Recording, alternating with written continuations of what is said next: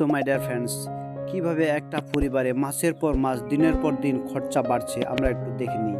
1920 সালে দুটো husband wife ছিল আর বাচ্চা কাচ্চা ছিল 10টা। টোটাল 12টা ফ্যামিলি মেনটেন করতে এক মাসে 1 টাকা খরচা হতো। যত দিন মাস বছর যাচ্ছে, মাসের পর মাস দিনের পর দিন খরচা বাড়তেই আছে। 1940 সালে দুটো হাজব্যান্ড ওয়াইফ বাচ্চা কাচ্চা 8টা, টোটাল 10টা ফ্যামিলি মেনটেন করতে আর ওই 1 টাকায় চলে না। সেই সময় 10 টাকা লাগতো। সার্ভে করে দেখা গেছে প্রত্যেক 20 বছর পর পর কিভাবে করে খরচা বাড়তেই আছে।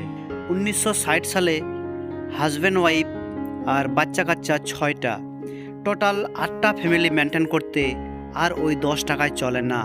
তখন একটা ফ্যামিলি মেনটেন করতে আর একটা শূন্য বৃদ্ধি পেয়েছে, 100 টাকা লাগতো।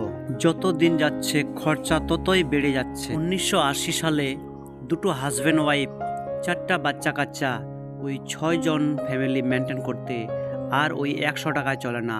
তখন 1000 টাকা লাগতো। 2000 সালে হাজব্যান্ড ওয়াইফ 2 জন, বাচ্চা কাচ্চা 2 জন, টোটাল 4 জন ফ্যামিলি মেনটেন করতে আর ওই 1000 টাকায় চলছে না। ওই সময় একটা ফ্যামিলিতে ওই 4 জন ফ্যামিলি মেনটেন করতে 10,000 টাকা লাগতো। প্রত্যেক 20 বছর পর পর যদি একটা করে শূন্য বৃদ্ধি পেয়ে থাকে, তাহলে আমরা এখন অলরেডি 2025-এ আছি। তাহলে 2020 সালে দুটো হাজব্যান্ড ওয়াইফ বাচ্চা কাচ্চা নেবে কিনা সন্দেহ, কারণ প্রত্যেক 20 বছর পর পর যখন একটা করে শূন্য বৃদ্ধি পেয়েছে, তাহলে এই বছরেও 2020-তে আর একটা শূন্য বৃদ্ধি পাবে। 2020 সালে একটা ফ্যামিলি ভালোভাবে সুন্দরভাবে চালাতে গেলে কমপক্ষে 1 লাখ টাকা ইনকাম করার প্রয়োজন আছে, তাহলে কিন্তু ওই ফ্যামিলিটা হ্যাপি থাকবে।